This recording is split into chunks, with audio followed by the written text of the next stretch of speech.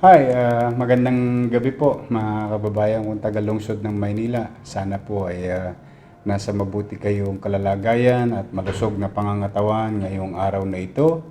At welcome po sa ating regular na update na ginagawa ng inyong pamahalang lungsod sa araw-araw na pamumuhay natin sa krisis na ating kinakaharap, hindi lang sa lungsod ng Maynila, kundi sa buong bansa at buong mundo. Ito po ay maliit na kaparaanan namin upang maipaalam sa inyo ang mga nagaganap at magaganap sa ating lungsod.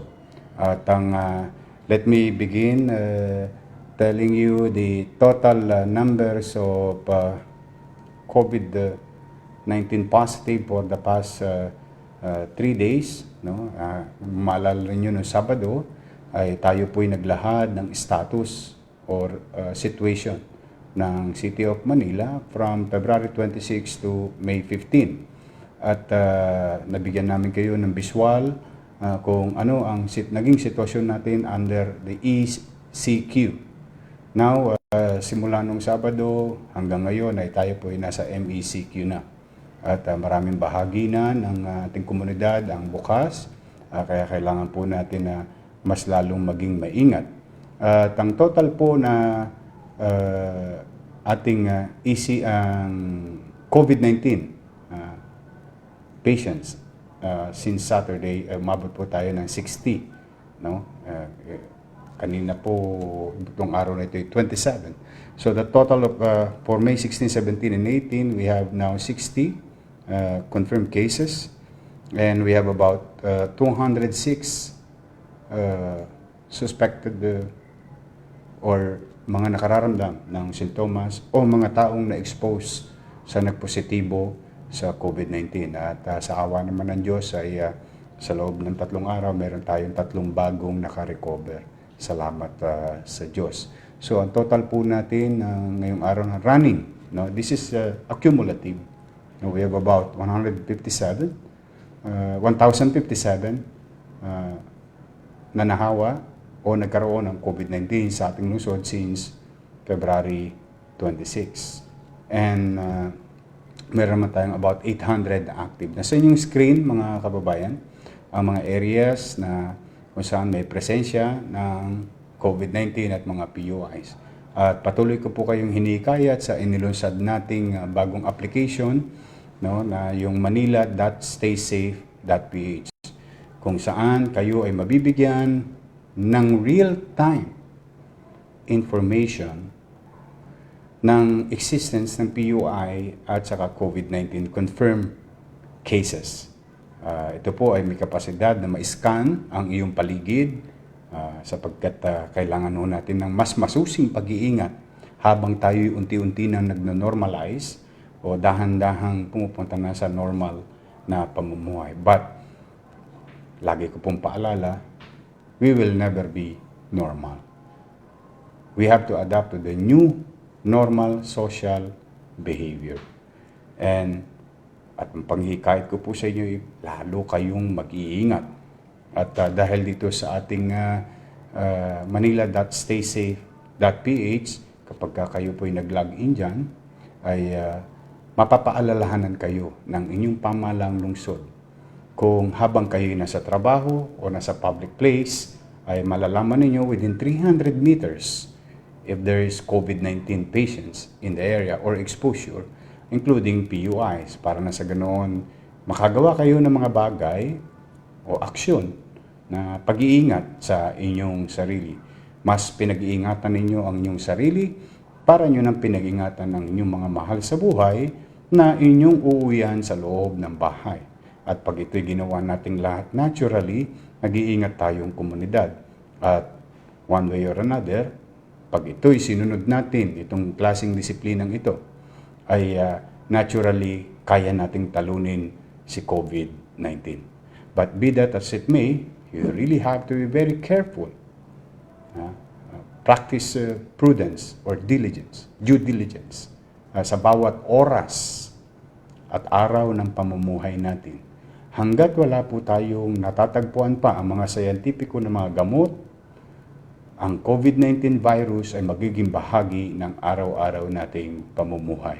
Kaya ang paalala ko mga kababayan, wala pong mahirap, middle class o mayaman sa COVID-19. Lahat tayo ay posibleng mahawa sa COVID-19. Ngayon, kung tayo mag-iingat, ay mas maliit ang tsansa na tayo ay mahawa. Kaya po, nais ko rin kayong i-update today. We have conducted the total of, from May 16, 17, and 18, 419 test swabbing. Meron na po tayong total of 6,204 na na-swab na mga kababayan natin. Itong test swabbing na to ay ito po yung tinatawag na gold standard ng DOH.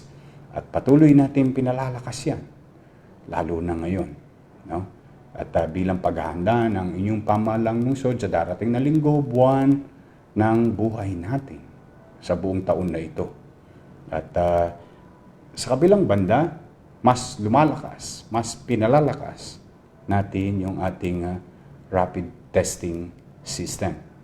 Today we have accumulated for the past 3 days of 5,963 rapid testing system na ginagawa ng inyong lungsod. At meron na tayong 30,795 na rapid test. At akin po uling paalala, ito pong rapid testing ay hindi po ito garantiya na kayo ay talagang negatibo o positibo. Pero para sa mga positibo, huwag naman kayo masyadong magalala sapagkat kailangan pa namin kayong isubmit sa confirmatory test. At ito po yung test swabbing.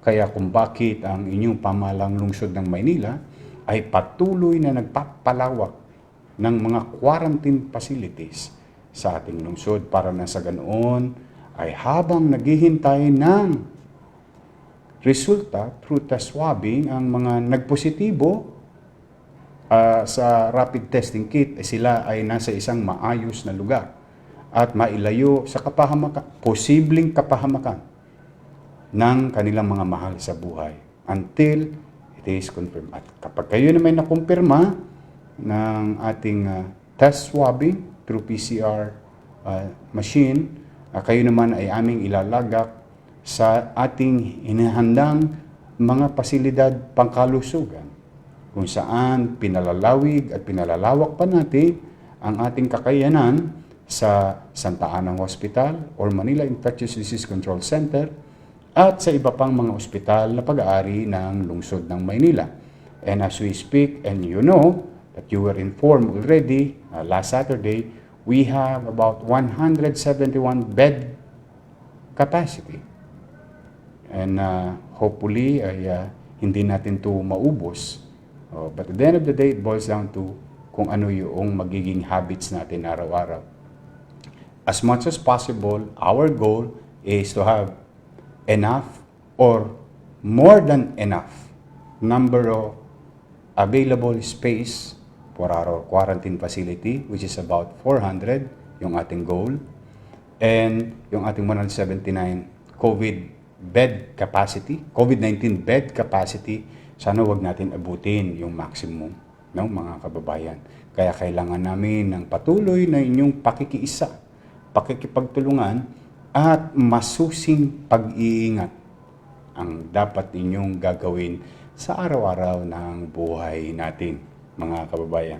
At usaping kalusugan pa rin, ngayon po, kung maalala ninyo, tuloy-tuloy ang ginagawang pag-i-injeksyon o bakuna na sa ating mga measles, no, sa mga bata. At the same time, ngayong tag-ulan naman, ay naglulunsad ang inyong pamahalaang lungsod through Manila Health Department, itong Contra Dengue program natin. Inilulunsad na po ito sa kani-kaniyang lugar sa buong Maynila upang nasa ganoon, baka naman po ngayong tag-ulan na ito ay lumaganap naman ang dengue. So, madalit salita mga kababayan, while we address COVID-19 as a serious case, serious situation, hindi rin natin pinababayaan sa maliit nating kaparaanan yung mga iba pang sakit na pwedeng lumaganap at makapamerwisyo o makasalanta o makamatay sa mga kababayan natin. Kaya po, ang inyong pamalang lungsod ay hindi titigil to address the health situation ng ating mamamayan sa lungsod ng Manila sa maliit naming kaparaanan. Kaya po, sana po sa mga barangay official, huwag po natin masyadong pababayaan ang mga kanal o mga tubig na nag-stagnate o naipon dala ng ulan. Kaya po, kailangan namin ng pakikisa ng bawat mamamayan. Magsipag-ingat kayo sa inyong mga bahay o mga halaman o mga pwedeng pag-ipunan ng tubig dulot ng ulan. Lagi niyo po yan gagalawin or itatapon kung di kailangan, mga kababayan. So, sumunod mga kababayan, nais ko pong ipaalam, ngayong araw na ito ay iimpormahan na po ang lahat ng barangay chairman para sa susunod na ayuda natin, ang tinatawag natin second tranche ng CACAF. Maraming salamat sa ating konseho, kay Vice Mayor Hani Lacuna, kay Councilor Joel Chua, our Majority Floor Leader, at mga konsehal ng lungsod ng Maynila.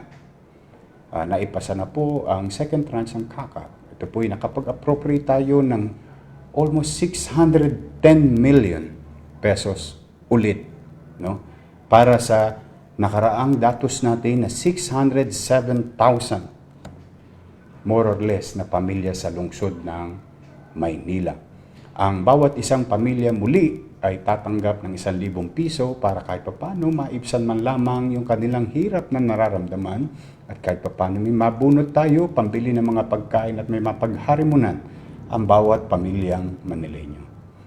Ngayong gabi ay aatasan po ang mga barangay official na magsumiti ng mga datos ng kanilang mga pamilya sa nasasakupan nilang barangay.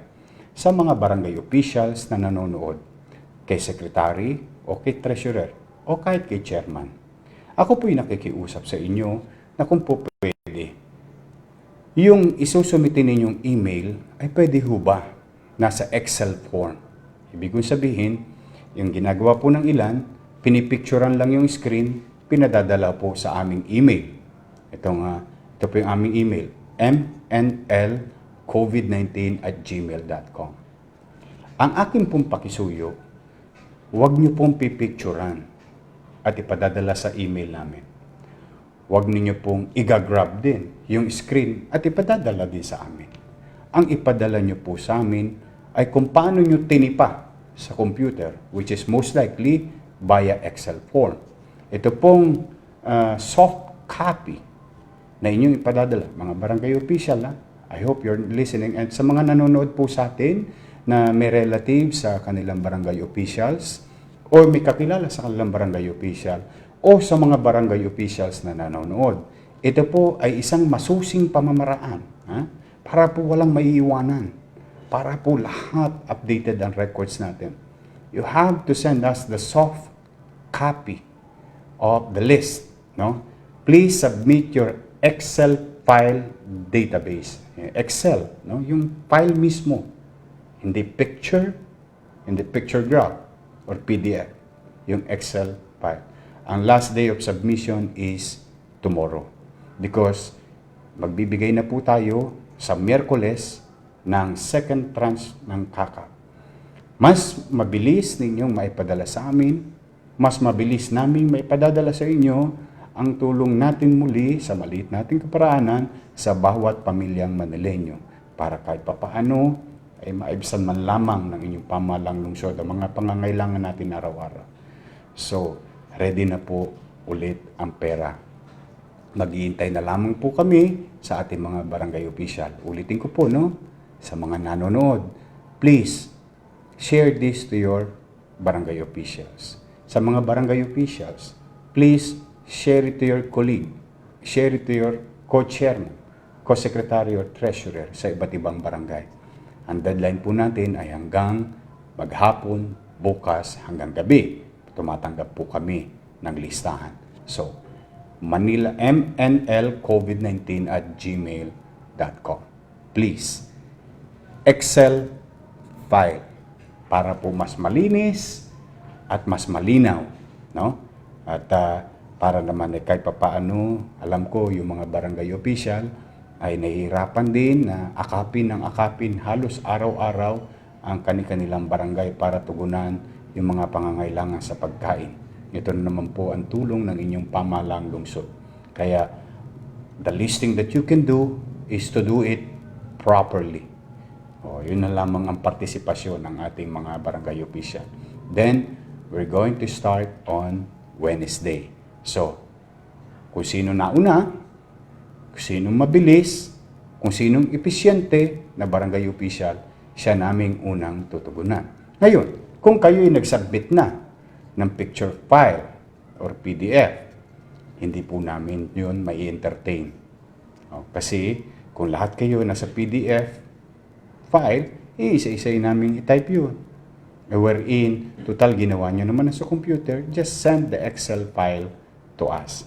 Sana po, nagkaliwanagan tayo mga kababayan at mga kapwa ko halal ng bayan. No? At sumunod, nais kong ipaalam sa ating humigit kumulang 10,000 at 300 empleyado ng lungsod ng Maynila. Bukas, matatanggap nyo na po ang inyong mid-year bonus. Ulitin, napapalakpak si Julius. May mid-year bonus na kayo. Ulitin ko po, no? Lahat po ng empleyado ng pamahalaang lungsod, regular employees, bukas po ang payout. No? Ang release natin, May 19, para sa ating mid-year bonus at 10,300 regular employees. Ayan po. Para naman kahit paano, meron din tayong mga kababayan sa lungsod, mga pamilya, kahit paano makaluwag din itong sa kinakaharap na sitwasyon natin. So, mga empleyado ng lungsod, sana po ay magbuti kayo sa inyong tungkulin, sa inyong mga gampanin, sa kanya-kanya inyong departamento para maglingkod ng maayos sa ating mga kababayang tagalungsod na umaasa sa atin na magiging kaagapay nila tayo sa krisis na ating kinakaharap ngayon, bukas at darating pang mga panahon o araw. So, mga kababayan, nais ko rin pong ipaalam sa inyo sa mga nagbabayad ng buwis, no? Bilang pagtugon at pakikiayon ng inyong pamahalaang lungsod sa kanyang panawagan sa mamamayan na mag-practice ng physical distancing, ang inyong pamahalaang lungsod ng Maynila ay naglunsad ng makabagong teknolohiya kung saan maaari na po kayong makapagbayad ng inyong business tax at real property tax without going to City Hall, without exposing yourselves to possible contagion or pagkahawa-hawa. Bisita lang po kayo www.cityofmanila.ph. Yan po ay isa sa long-term approach excuse me, ng City of Manila in literally practicing physical distancing. Hindi nyo na kailangan makipag-usap sa amin. Hindi nyo na kailangan bumiyahe sa City Hall. Hindi nyo na kailangan makipag-usap kung kani-kanino. Maaari po kayo magbayad online using online banking, using your credit card, using your debit card. Mabilis lang po yan. Mas mainam, mas masinop, at para nang lalo kayong mailayo namin sa kapahamakan habang tinutupad nyo naman ang inyong responsibilidad sa inyong pamahalaang lungsod. Ulitin ko, no? Business tax and real property tax. Pwede na po kayong magbayad online. www.cityofmanila.ph. At para naman na sa ganoon, ay magtuloy-tuloy ang kakayanan ng pamahalaang lungsod na tugunan yung ating kinakaharap na sitwasyon, mga kababayan. At nais ko ring ipabatid sa inyo, mga kababayan. Ongoing na po ang preparasyon ng inyong pamahalang lungsod at patuloy tayong mamumuhay at gagampanan ang mga pangarap natin para sa mga Manileño.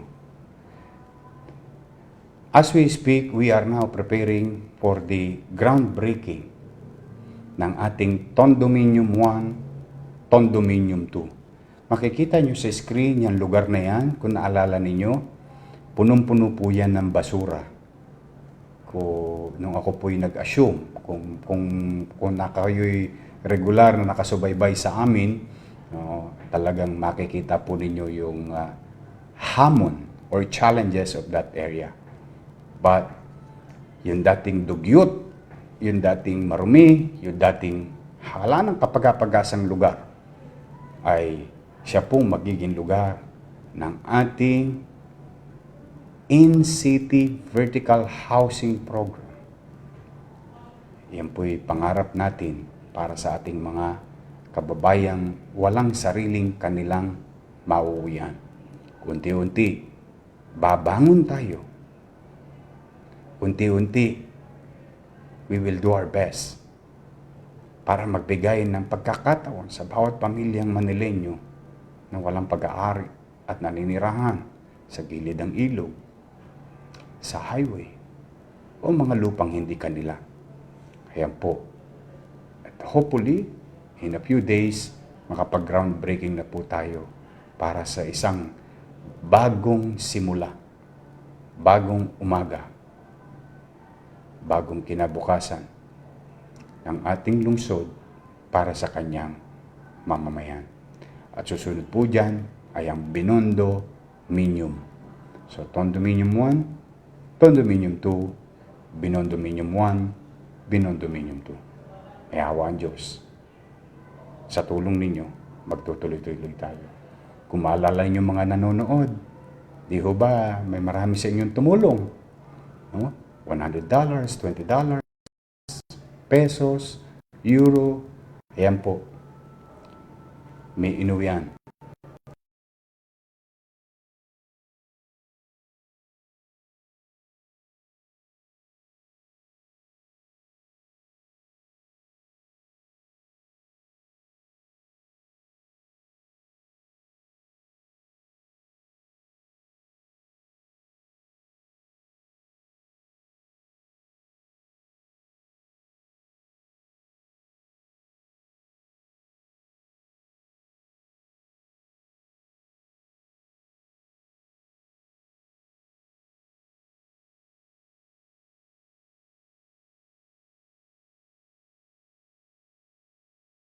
Jeric T para sa mga ube cheese pandesal. Maraming salamat kay Chairman Jerwin Pribandos para sa mga ice cream.